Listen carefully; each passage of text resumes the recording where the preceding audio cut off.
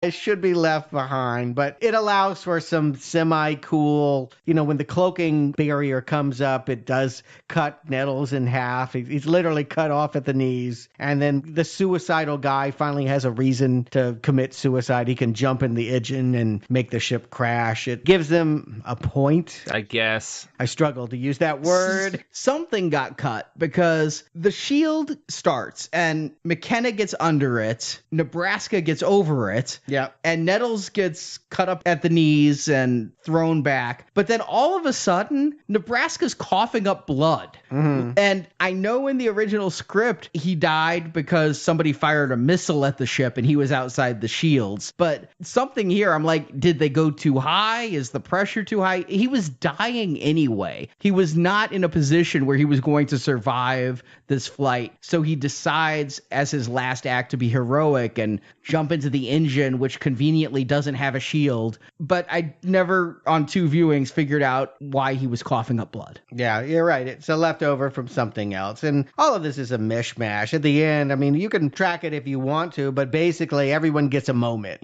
The dog comes back with a weapon, and Olivia Munn cloaks herself for some goddamn reason. And even the little kid turns on something that cuts the Predator's arm off. And yeah, the shield, because we saw that with Nettles, is that he lost his knees. That was setting up Chekhov's shield amputation. Right. And McKenna gets the kill shot because he's a sniper and he's our hero, and we want him to blast this big alien. It's a throwback. There's many callbacks in this movie, but what are you? That was something that Arnold asked, and I think it had been asked a couple times, maybe in all the Predator movies. Yeah, but why would the big Predator take the father and just throw him around at this point in the movie? Why doesn't the Predator kill the sniper guy, but instead he just picks him up and throws him against trees and against buildings? That doesn't make any sense. I mean, everyone else gets a moment, but Quinn gets too many. Quinn should have died like 4 times. He's against a Predator, a super Predator. So it made no sense. Quinn is the hero.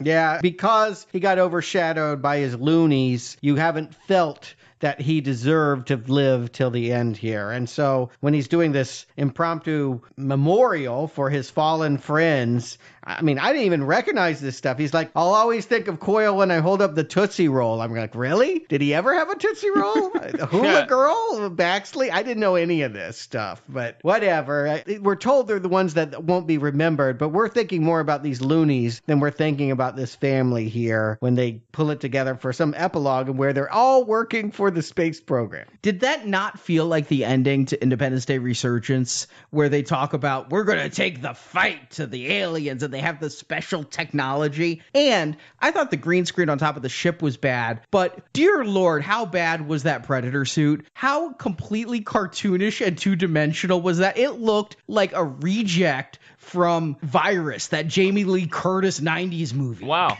That's an interesting callback. Mine was Photon. I can be even more obscure. If you remember, Laser Tag had a ripoff. Yeah, totally. Photon, and there was like a robot friend. He looked a lot like that to me. I was thinking it was one of those bad Iron Man outfits that didn't quite work out. It looked like War Machine because it had the silver and it had the shoulder guns, but it then had a Predator mask. But I just couldn't get over how flat and not there it is. And now, once I learned that they had to rush this ending, it makes sense. The effects has... I sat through the credits at the end of this movie because I wanted to call out, what shitty ass effects house do I blame for this? And then there were like 12 that worked on this thing, and so I can't narrow it down, but I'm now more sympathetic than I was in my first viewing because they didn't have time. This looks like the animatic. This looks like the thing they show the director to say, and this is what he'll move, but he's going to actually look real when we're done, and they never had time to get to done. Yeah, and we have no idea why Little P would bring such a suit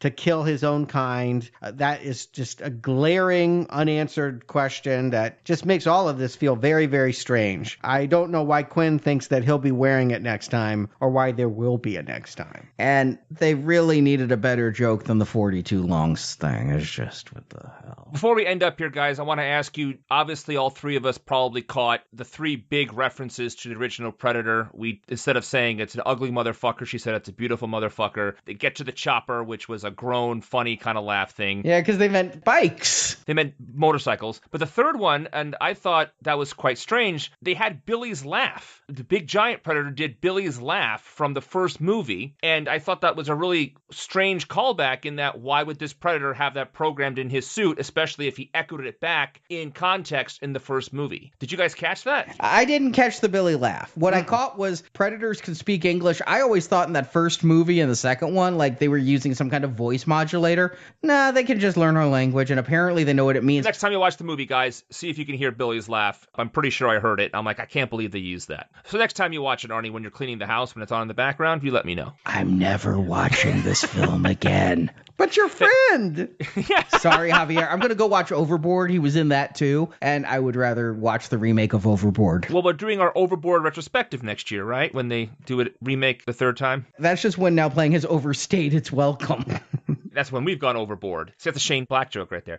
So Arnie, Stuart, do you recommend The Predator? Stuart. You know, I'm going to quote Quinn on this one. These are the ones that no one is going to remember. Just us. I feel that way about this franchise. Predator is such a C student. He did well enough on that first test, but boy, every time he's showing up late, he's not doing his work, he's not living up to his potential, and he's turning in D and F efforts in those Predator 2, AFP. Then he hands in a C+ paper with Predators, and we're all jumping up and down like, yay, that's good.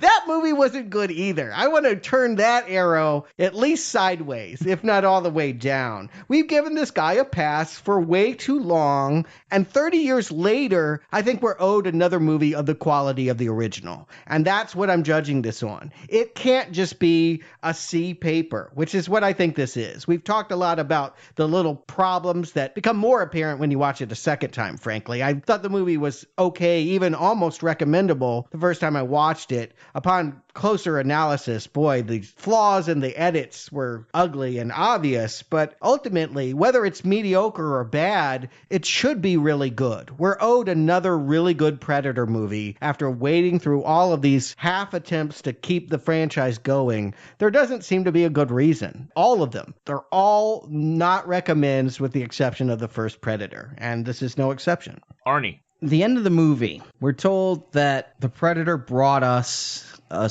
weapon to defend ourselves. It brought us a Predator killer. Its name was Shane Black. He has killed Predator. He has killed my goodwill for the series. He has killed the franchise. Look at the box office. Unless China eats this up, we will not see the Predator again. You know why? Because it's been a Fox baby. Fox needed a franchise. Disney is eating them up. And at what point is somebody at Disney going, you know what we need to do? We need to take this bloody R-rated franchise that really hasn't been good since 1987, and we need to work on it. I mean, they will never make another one. This is it. This is the end. And I'll say, the movie is painfully dumb. And I figured that when I walked out of the theater, I walked out and I was like, all right, I'm disappointed. I wanted to love this movie the way I love Kiss Kiss Bang Bang and The Nice Guys. And anyone who hasn't seen those, seriously, I understand that Now Playing pretty much focuses on franchises, but do yourself a favor. If you haven't seen those movies, you're missing out on greatness. But I came into this thinking, Shane Black, he had a misstep with Iron Man 3, but he can pull it together here. I walked out going, God, I don't know if I'm recommending it or not. I'm leaning towards no, but it wasn't a bad time. It wasn't really like I hated watching it. And again, it does go down to how many films we've watched recently that I have hated watching, that this seemed like a step up. But then I got in the car and I called Marjorie and I was like telling her bits about the story. And I'm starting to explain that there was a good Predator and a bad Predator, and the good Predator brought a weapon but then started killing people. She's like asking me all these questions like, well, why? Why? And finally, within 3 minutes of the conversation, I go, this movie's dumb as hell. When I really had to take this movie and explain it to somebody else who hadn't seen it, it became immediately indefensible. Just totally. And it was even worse on a second viewing. I had the closed captioning thing in front of me, and yet I almost fell asleep. I came within a hair's breadth of falling asleep. So no, it's not a strong not recommend. There's some fun in here, mostly with the loonies. You guys complained about the loonies. I say jettison the main characters. If I were rewriting this, I'd make the loonies the movie and put some Predator in it. Oh, I said that. No, I said jettison the Predator and just tell a story about the VA. That's what you want to do. No, I want to have loonies versus Predator. No.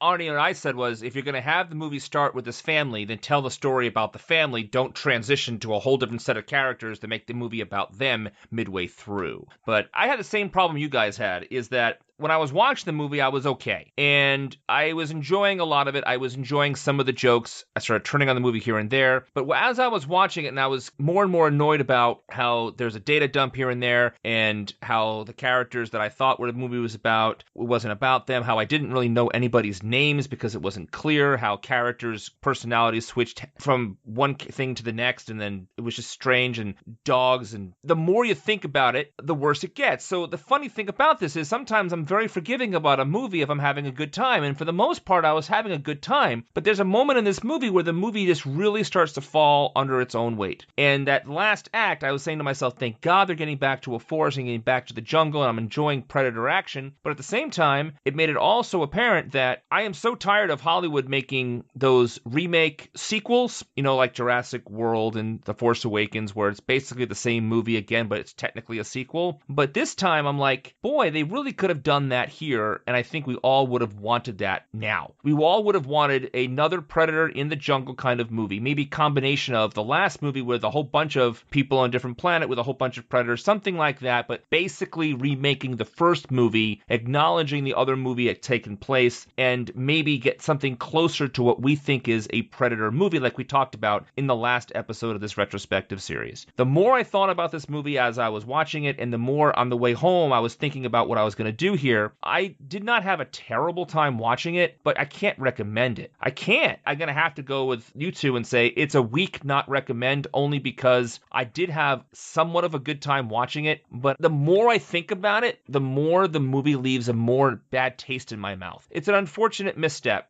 I was hoping that there was going to be something here that I could, during the conversation now, to push me over the top to say, yes, I can give it a mild recommend, but I can't. So 3 red arrows for the Predator. What really struck me about this is how much of an Alien vs. Predator Requiem movie this felt like, with too many people in a suburban town, running around, hiding in a school. And it's a ballsy choice to do the things that Aliens vs. Predator Requiem did, and to say, but we're not going to do it in a sucky manner.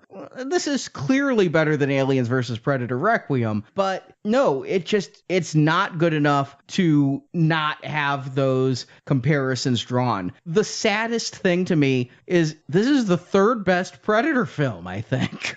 I mean, it goes Predator, Predators, those are the only recommends, then The Predator, then probably AVP, then Predator 2, and then AVPR. Well, I actually recommended AVP. Yeah, I remember someone did. I saw the Green Arrow. That was me. Okay. It's on recording. I can't, not cop to it.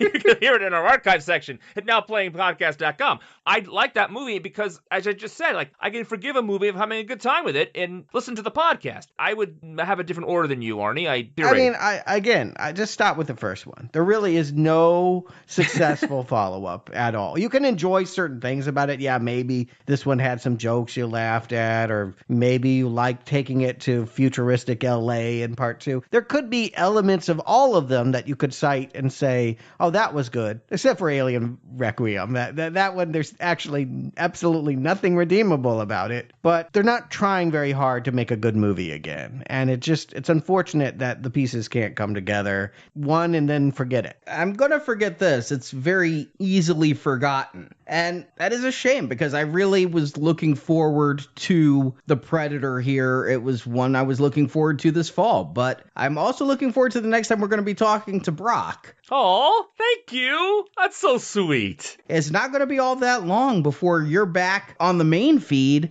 just in a little over a month for Halloween. Yes, I'm looking forward to this one. I saw the trailer for this before The Predator. I'm liking what I'm seeing. So hopefully we got another good Halloween movie. It's been a while since that happened. Yeah, they got something right with it that Predator didn't, was they knew they needed to bring them both back. It wouldn't be enough in this day and age to just bring Michael Myers. You got to have Jamie Lee Curtis, which is why we're also doing part of Platinum Level. If you like our Halloween shows, we're taking a look at why she was the scream queen of 1980 in 3 different movies. She was in 3 horror movies in 1980: The Fog, Prom Night, Terror Train. Brock, you're going to join us for all 3 of those shows as well. Yeah,